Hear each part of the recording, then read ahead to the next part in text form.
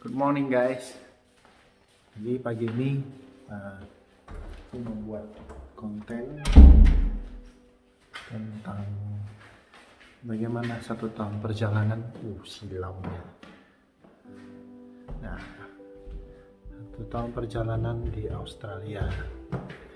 Jadi ini masih pagi, pukul 7.30 pagi, baru bangun di hari Minggu. Kebetulan kita ada day off. Nah, jadi sebenarnya gue mau buat vlog ini sudah lama, cuman karena kerja juga susah. Jadi pas hari ini ada day off, aku ambil waktu pengen share selama 1 tahun itu di Australia itu bagaimana. Tapi memang Tuhan itu luar biasa. Oke, stay tune. Gue mau buat teh manis dulu. Kali gue akan sharing tentang 1 tahun perjalanan gue tuh di Australia itu seperti apa. Nah, jadi kalau gue kadang-kadang lihat ke bawah tuh karena gue lihat contekan nih. Nah, jadi gue udah buat tulis, jadi gue tuh bisa nyiap. Sebenarnya gue mau buat video ini juga kadang-kadang terhambat karena gue bekerja. Saat ini gue bekerja di farm. Jadi kebetulan hari ini ada day off, jadi aku mau share ke teman-teman. Nah, kita mulai aja. Ya, tanggal 29 November itu aku sampai di Australia bersama istri 2009. Jadi 1 tahun 2 bulan sudah kami berada di Australia. Nah, jadi program pertama itu mencari pekerjaan, karena kita juga di Australia itu beda, segala sesuatu tuh beda dengan Indonesia, dengan dari bahasa juga sudah beda, dari banyak hal-hal berbeda di sini yang harus kita itu mau tak mau harus beradaptasi. Ya, kita seminggu sempat nganggur, kita tidak ada pekerjaan, jadi kita itu mencari pekerja. Akhirnya aku dapat cleaner rumahan, cleaner di rumah-rumah orang, cleaner kamar mandi, cleaner ruang tamu dan sebagainya. Satu rumah itu kita bersihkan. Nah, itu waktu itu saya yang sedang bekerja. Nah, istri juga sedang mencari. Nah, kerja 1 bulan, akhirnya aku dapat kerja tambahan. Tapi kerja tambahan ini sebenarnya sebuah pekerjaan yang sangat luar biasa pahitnya. Bukan pahitnya gimana ya, karena gue harus jam 2 pagi bangun, dan karena jam 4 pagi dia sudah mulai bekerja. Jadi perjalanan saya tuh ke sana tuh mungkin kurang lebih 30 jam, karena 30 jam, sorry, 30 menit. Nah, karena gue harus naik train dan gue harus jalan kaki. Jadi jam 2 pagi itu gue bangun seperti biasa, kita berdoa dan sebagainya, mandi dan sebagainya, makan. 4 pagi gue kerja, itu selesai pukul 7 pagi. Nah, gue lanjut lagi cleaner yang rumahan itu sampai pukul 5 sore kadang. Nah, sampai rumah tuh kadang pukul 6, belum makan, belum mandi lagi. Jadi aku tuh maksimal tuh harus jam 9 udah harus tidur, karena besok pagi jam 2 harus bangun. Nah, gue kerja itu selama 2 bulan, karena selama 2 bulan itu gue merasa tuh wah sangat susah untuk gue harus bangun jam 2 pagi setiap harinya. Nah, itu pergumulannya sangat luar biasa. Jadi kita berdoa sama Tuhan, kalau ada pekerjaan yang lebih baik tunjukkan, gitu loh. Karena tantangan terberat, gue harus buka mata di jam 2 pagi. Tibalah gue mendapat pekerjaan yang baru. Gue bekerja di sebuah take away, tempat makan take away, tapi gue bagian dapurnya. Nah, itu bekerja seperti biasa. Nah, gue mau sharing sedikit tentang kesaksian dari istri. Ketika suatu hari saya bekerja dan dia mau pergi ke gereja, dia juga bingung dia harus naik transportasi yang seperti apa, transportasi umum atau yang bagaimana, kereta api juga bingung. Nah, akhirnya seperti biasa kita selalu mengandalkan Tuhan. Kita sebelum ke Australia kita sudah berkomitmen, kita selalu mengandalkan Tuhan. Di Australia memang kita ada saudara di sini, kita tidak mungkin selalu menyusahkan orang lain. Kita harus bangun diri sendiri. Ketika di kereta api, istri duduk sendiri dan di sebelah kiri atau apa saya kurang tahu persisnya, ada seorang kakek yang juga naik kereta api. Nah, akhirnya kakek tersebut menyamperin istri saya. Dia bilang, kakek tersebut cerita tentang jalur kereta api dan sebagainya. Saya kurang tahu, tapi percakapan yang tidak terlalu penting. Jadi kakek tersebut bertanya kepada istri saya. Dia bilang, kamu mau kemana? Jadi istri saya bilang, saya mau ke gereja. Saya mau ke daerah Chinatown.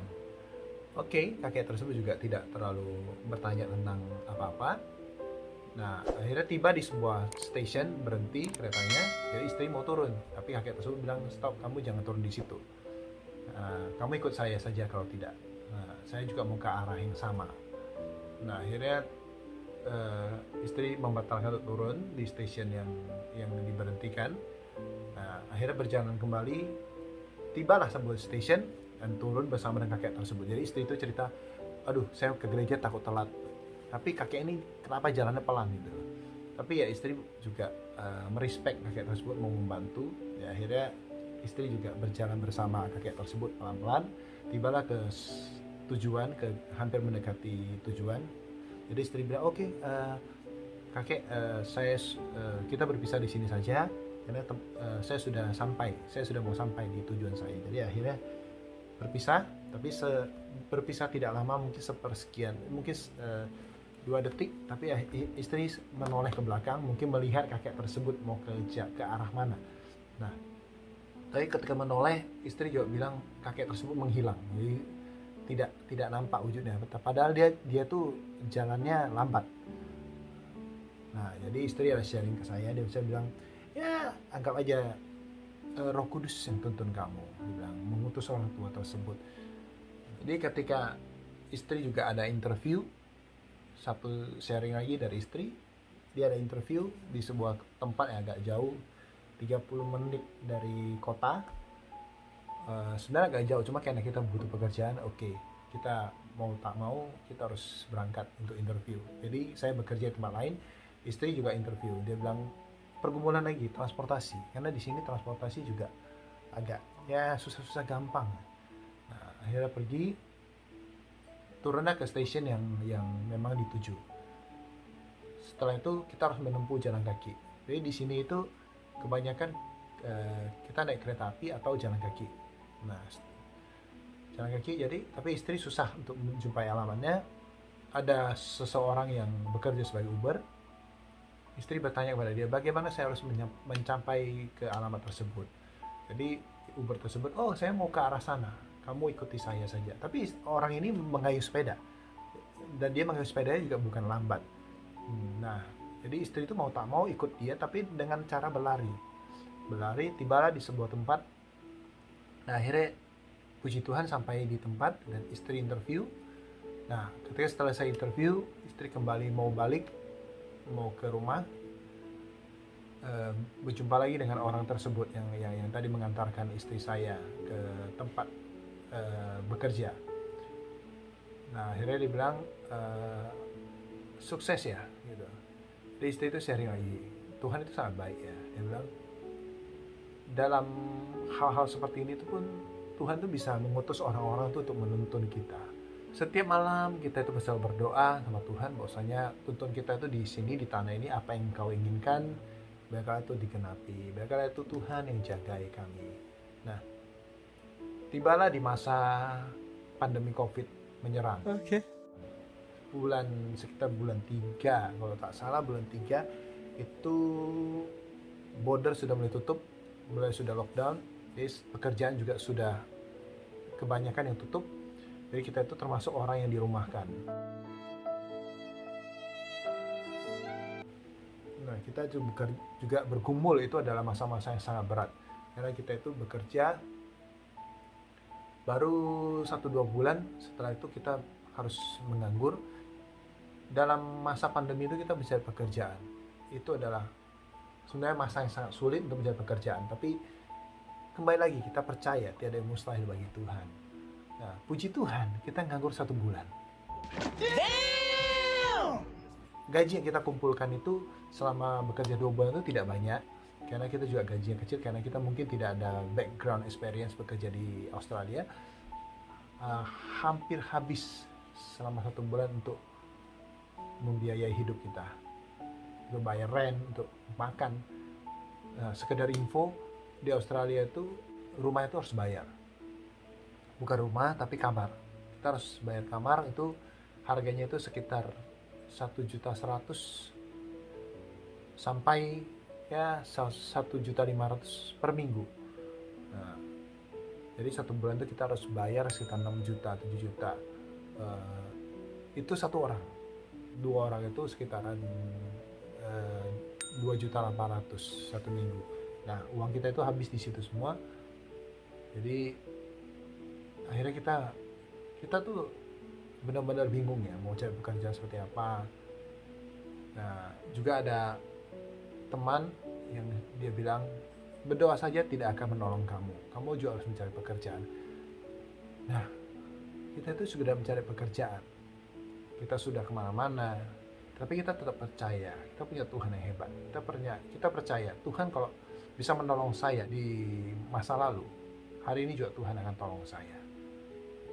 Kita terus berdoa. Tapi 2 minggu setelah menganggur, istri itu ada kasih usul. Dia bilang, oke, bagaimana kalau kita bekerja di farm saja. Farm itu istilahnya memetik buah, pekerjaan ladang. Nah, di Australia juga banyak pekerjaan seperti itu, tapi itu mungkin last choice-nya, jadi itu pilihan terakhir. Tapi ya selama itu bisa menghasilkan uang, kenapa tidak. Akhirnya kita mencoba. Tapi 2 minggu itu kita tidak buru-buru, kita bawa dalam doa. Kita bilang sama Tuhan, Tuhan, kalau tunjukkan kita itu di mana kita harus berjalan, di mana kita harus melangkah. Karena di farm itu kalau aku lihat di YouTube dan sebagainya itu harus pandai-pandai memilih, karena juga banyak orang-orang yang tidak bertanggung jawab di farm, itu kontraktor dan sebagainya. Jadi kita berdoa, tapi kita tidak mau buru-buru, kita tidak mau seperti tergesa-gesa, seperti tidak ada harapan. Nah, jadi saya bilang sama istri, oke, kita bawa dalam doa, sabar, kita tunggu waktunya Tuhan. Setelah itu ada sepupu yang mengenal orang yang pernah kerja di farm. Akhirnya saya dikenalin. Akhirnya kita menentukan waktu untuk berangkat dan kita berserah sama Tuhan. Karena gimana? Karena ketika saya memutuskan untuk berjalan jauh dari kota, karena saudara saya tinggalnya di area kota. Nah, saya harus berpisah dengan mereka. Ibaratnya itu saya dan istri itu harus hidup sendiri, harus hidup mandiri. Dan kita berdoa sama Tuhan. Tetap kita percaya kalau Tuhan yang berkehendak, Tuhan yang akan melancarkan segala sesuatu. Akhirnya kita tiba di sebuah kota kecil, berjaraknya kurang lebih 9 jam. Nah, kita tiba di waktu malam. Wah, kita tiba sudah cuaca sudah langit sudah gelap, kita baru tiba. Wah, saya lihat sekeliling itu hutan. Memang benar-benar saya bilang, Tuhan, saya berserah kepada Engkau. Nah, akhirnya kita tiba, pergumulan yang baru itu muncul lagi. Nah, seolah-olah itu selama 1 tahun itu tidak berhenti. Tetapi puji Tuhan, selama 1 tahun itu luar biasa. Nah, saya mau kembali ke topik. Jadi ketika kami tiba di farm, kita itu bekerja dengan kontraktor. Jadi kita itu tidak bisa kerja direct langsung ke farm, pemilik farm tidak bisa. Kita harus melalui kontraktor. Kontraktor itu ibarat biro tenaga kerja ya, tapi dia menyalurkan ke farm. Jadi selama kami sampai itu bulan April atau Mei, saya lupa. Nah, di situ cuacanya hujan terus. Jadi kadang kita itu seminggu kadang nggak ada kerjaan, mau bayar kamar, mau bayar tempat tinggal, mau makan. Kadang seminggu kerja juga cuma 3 hari. Itu pun kalau kadang tuh tidak bekerja itu karena memang dari kontraktornya tidak memberi pekerjaan ataupun memang lagi kosong. Suatu hari kita tuh berdoa sama Tuhan. Kita minta sama Tuhan, Tuhan, kami itu mau bayar uang sewa rumah. Kita berdoa sama Tuhan. Tuhan, saya bilang, kita mau bayar rumah, kita uang juga sudah menipis gitu loh. Dari Sydney kita juga sudah mulai minus, sudah hampir nggak ada pemasukan. Tiba lagi ke farm, kenapa makin seperti ini? Tapi kita tetap percaya, Roh Kudus itu selalu mengingatkan bahwasanya kita itu harus setia. Dalam pergumulan apapun kita harus tetap setia. Sekalipun seperti nggak ada jalan. Memang waktu itu kita merasa kenapa nggak ada jalan gitu loh. Saya bekerja 1 minggu baru bisa dibilang jauh dari rata-rata, jauh banget. Nah, untuk bayar rent aja saya tidak mampu, bisa dibilang minus. Nah, akhirnya saya mendapat hikmat itu bahwasanya mencari pekerjaan melalui Facebook sekitar daerah sini. Saya tinggalnya sekarang di Koppshaber, di daerah Wulgulga. Nah, jadi saya posting, saya bilang saya seorang picker, saya sedang mencari pekerjaan tambahan untuk mendapat uang tambahan, uang saku gitu. Nah, tiba ada orang bule itu chat saya, dia bilang saya mau menyuruh kamu itu untuk membersihkan rumah saya, apakah bisa? Saya kepikiran saya punya background cleaner. Oke, saya bilang tapi saya lihat dulu daerahnya yang mau dibersihkan. Nah, ketika saya datang, dia bilang kamu harus membersihkan bagian langit-langit rumah, tapi bagian balkonnya dan bagian sekitarnya. Jadi dia bilang, oke, saya akan bayar kamu dengan per jam itu sekitar $50. Nah, $50 itu kok di Indonesia itu sekitar 500.000 Sombong amat. per jam. Jadi saya perkirakan, ini mungkin pekerjaannya 3 jam selesai. Saya bilang, saya bolehkah membawa istri saya untuk membantu saya? Silakan, tapi saya tetap membayar kamu 1 orang.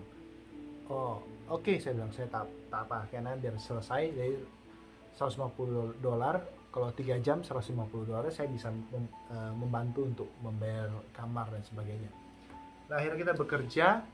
Nah, itu kita start mungkin pukul 1, salah saya lupa, pukul 12. Nah, kita bersih-bersih, selesai pukul sore, saya lupa total kurang kalau nggak salah 3 jam setengah ya, 3 jam setengah. Jadi perkiraan saya, berarti $175, 3 jam setengah. Nah, akhirnya saya sudah bilang, saya berjumpa dengan pemiliknya, saya bilang saya sudah selesai melakukan pekerjaan saya, dan dia bertanya kepada saya, are you happy? Dia tanya kepada saya, apakah kamu bahagia? Saya heran, kenapa dia bertanya kepada saya seperti itu? Ya. Nah, saya bilang, ya pasti saya bahagia karena kamu telah memberikan saya pekerjaan, saya bilang seperti itu. Nah, saya kasih kamu karena kamu bahagia melakukan pekerjaan ini, dan saya juga bahagia dengan hasilnya. Saya kasih kamu $300. Jadi puji Tuhan, itu adalah kita mau bayar rent 280. Nah, dia orang bule tersebut dia kasih saya $300. Wah, itu luar biasa. Tuhan itu sangat baik. Nah, Tuhan mengutus orang-orang itu untuk membantu kita. Selama kita bekerja dengan kontraktor ini, ya, saya tidak perlu menyebutkan namanya. Nah, kita itu kadang-kadang dikasih kerjaan, kadang-kadang tidak dikasih kerjaan. Jadi kadang kita melihat orang yang punya kendaraan itu enak, jadi mereka itu bisa kemana-mana untuk mencari pekerjaan. Jadi ketika dari kontraktor mereka tidak ada pekerjaan, mereka bisa berkendara dengan kendaraan mereka untuk ke sebuah tempat yang lain untuk mencari pekerjaan. Nah, kita berdoa lagi sama Tuhan. Tuhan, kalau Tuhan izinkan kita untuk memiliki kendaraan, bukakan jalannya. Gitu loh. Nah, karena saya selama ini kan ada bawa mobilnya kontraktor saya untuk membawa pekerja-pekerja lain. Nah, kita bilang sama Tuhan, Tuhan, kalau mobil ini pun juga tidak apa-apa deh, gitu. Tapi dengan harga yang murah. Tidak lama kemudian kontraktor saya bilang, kamu mau nggak saya jual mobil ini kepada kamu? Saya tanya, berapa harganya? $1.000 itu sekitar 10 juta. Saya berunding dengan istri, tapi istri bilang, jangan, tawar lagi, 700 atau 600, sekitar 6 juta. Saya bilang, apa mungkin mau dia gitu loh. Jadi kita berdoa sama Tuhan, jamah hati kontraktor saya untuk memberikan dia dengan harga yang murah, harga yang $600. 1 minggu kemudian kontraktor saya bertanya kembali, bagaimana dengan mobil ini, apakah kamu mau beli gak? Dia nawari saya bilang $600 mau nggak? Saya bilang, wah murah kali, itu pajak kan masih ada dan masih bisa jalan. Kalau saya mau 600, saya bilang. Pertama awalnya dia tidak mau, tapi beberapa hari kemudian dia bilang, oke deh 600. Nah, Akhirnya puji Tuhan kami punya mobil pertama. Ini video mobil yang aku beli pertama kali. Nah, ini adalah Ford tahun 95. Modelnya sudah agak lama, cuman ya masih bisa jalan. Nah, tapi mesinnya itu besar, sehingga itu kadang sangat boros bahan bakar. Ini setidaknya ini kendaraan pertama yang saya beli di Australia. Kita bayar $600. Puji Tuhan. Tuhan itu tuntun kita itu bahkan segala sesuatu Tuhan persiapkan. Kita memakai kendaraan untuk mencari pekerjaan. Ketika kita tidak ada pekerjaan di tempat ini, kita mencari pekerjaan di tempat lain. Nah, akhirnya pensiunlah mobil ini. Nah, mesinnya bermasalah dan tidak bisa berjalan lagi. Mesinnya bisa hidup tapi tidak bisa berjalan dengan baik. Nah, akhirnya kita, oh my God, kita bilang sama Tuhan, Tuhan, mobil saya rusak lagi. Bagaimana ini ya, saya bilang. Nah, kita mencoba mencari mobil yang lain. Kita cari melalui marketplace di Facebook. Kita juga bingung, mobil tidak ada. Bagaimana kita harus bisa mencari mobil yang lain? Pakai, istilahnya di daerah saya juga tidak ada transport yang memadai. Ya semua tuh harus pakai kendaraan sendiri, tidak ada transportasi umum. Nah, puji Tuhan ada teman dari Malaysia, dia tuh bekerja di sini dan dia bilang, oke, kamu cari mobil, saya akan bawa kamu. Puji Tuhan ada teman yang mau menyediakan kendaraannya untuk cari kendaraan untuk saya. Nah, kita inspek selama 1 minggu, kita berdoa sama Tuhan, jumpakan dengan kendaraan yang baik. Modelnya lama tak apa, tapi baik, bagus, mesinnya oke. Nah, kita inspek selama 1 minggu, ada 3 kendaraan kalau tidak salah, semuanya tidak cocok. Nah, the last ada sebuah kendaraan putih, Holden Commodore 2009. Dia mau jual itu sekitar harga $4.000. Sedangkan itu kita punya budget cuma $3.000. Nah, kita udah sama Tuhan, kita punya budget $3.000, sekitar 30 juta untuk membeli mobil yang lain. Nah, kita lihat mobil putih Holden. Nah, ini gambarnya keren kan?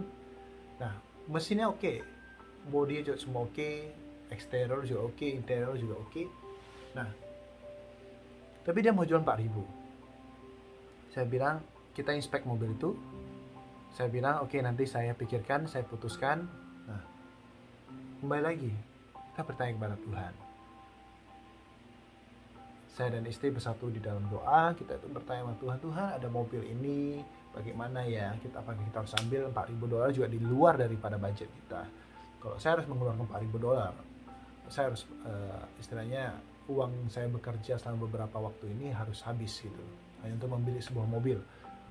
Saya mencoba untuk meminta $3.600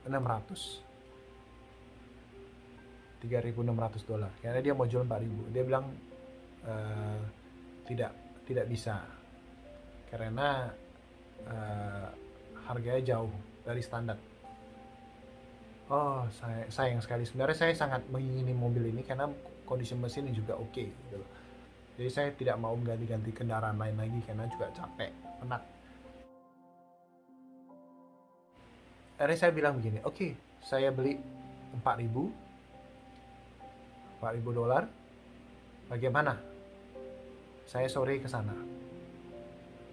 Dia bilang, oh tunggu sebentar, karena alasan pemilik mobil ini, dia bilang adik saya mau beli, karena dia tidak mau beli kendaraan lain, dia mau beli kendaraan saya. Oh my God, jadi saya pikir, Tuhan kenapa susah sekali sih gitu ya. Dia mau jual 4.000, sudah saya mau bayar 4.000, kenapa sekarang beda lagi alasannya gitu. Kenapa susah gitu. Jadi akhirnya tetap kita itu mencari mobil yang lain. Saya bilang, oke, kalau adik kamu tidak jadi untuk membeli mobil ini, kamu kabari saya besok. Nah, oke, dia bilang. Nah, 2-3 hari tidak ada kabar. Akhirnya saya mendapat kendaraan yang lain di Facebook juga. Kita itu inspek bersama teman saya, Bang Rex. Nah, dia orang yang baik, suami istri yang sangat baik. kita inspek Honda Accord Euro tahun 2005. Nah, ini penampakan mobilnya hitam, juga kondisinya juga oke, kondisinya juga bagus, sepertinya terawat mobilnya. Nah, akhirnya kita inspek ke mobil yang hitam ini, Honda Accord Euro 2005. Dia mau jual 4.000, karena itu memang budget saya 4.000, mau tak mau naik karena mobil putih itu. Nah, sebenarnya awalnya budgetnya 3.000, sekitar 30 juta, sekarang naik jadi 40 juta. Nah, saya inspek mobilnya, dia tanya saya, kamu mau beli berapa? Saya bilang, kalau bisa kamu jual ke saya 3.500. Saya bilang seperti itu. Nah, karena kamu kan postingnya di Facebook kan 4.000, jadi saya tawar kalau bisa 3.500, saya bilang. Nah, ini adalah orang Australia, orang bule. Nah, tapi saya bilang lagi, saya bercanda lagi, kalau bisa jualnya 3.000 ke saya. Tapi itu mustahil kan, saya bilang. Saya sambil ketawa, saya bawa bercanda. Istri tersebut mengajak suaminya ke dalam. Mungkin mereka berunding. Nah, akhirnya mereka keluar. Satu pertanyaan yang dia tanyakan kepada saya, kamu orang Kristen ya? Saya juga heran, bagaimana kamu bisa tahu dalam hati saya? Dan saya bertanya dia, kenapa kamu bisa tahu saya orang Kristen? Saya orang Kristen, saya bilang. Oke,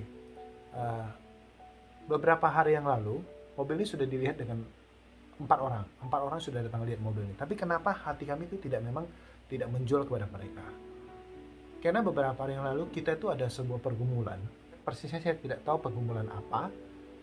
Cuma dia ada cerita. Ibaratnya itu seperti ini. Dia ada pergumulan dan dia bernazar sama Tuhan. Kalau pergumulan itu dijawab sama Tuhan, saya akan menjual mobil ini kepada orang yang kamu tunjukkan. Gitu. Inilah yang mereka ceritakan kepada saya. Jadi dia bilang, hari ini kamu datang, kita itu menganggap kamulah orang yang memang ditujukan Tuhan untuk mendapat mobil ini. Saya terharu waktu itu. Saya terharu. Dia bilang, karena sudah ada 4 orang datang untuk niat untuk membeli mobil ini, tapi saya tahan. Nah, saya akan menjual mobil ini kepada kamu dengan harga $3.000. Yang awalnya itu dia jual 4.000, saya tawar 3.500 dan saya bercanda jual 3.000. Nah, puji Tuhan dia jual saya itu memang $3.000. Sebenarnya pasaran mobil ini tuh sekitar 50 juta di Australia. Nah, saya tuh terkejut. Saya nggak ngerti rencana Tuhan itu bagaimana. Saat ini juga saya mau nangis kalau mau dibilang. Nah, akhirnya kita bertransaksi dan sebagainya. Akhirnya mobil ini saya bawa pulang. Sampai saat ini saya membawa mobil ini dan saya menganggap mobil itu menjadi sumber berkat, menjadi sebuah jawaban Tuhan.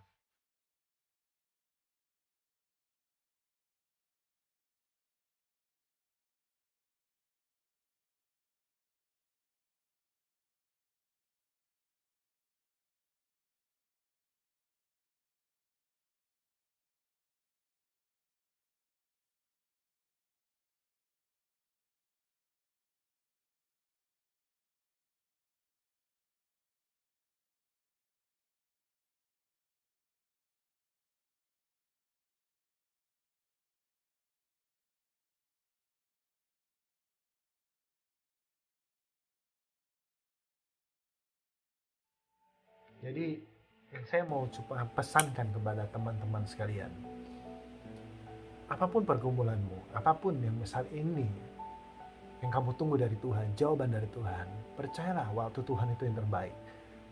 Kita tidak ada gunanya untuk memaksakan kehendak kita, tidak ada gunanya untuk memaksakan waktu itu berjalan dengan cepat.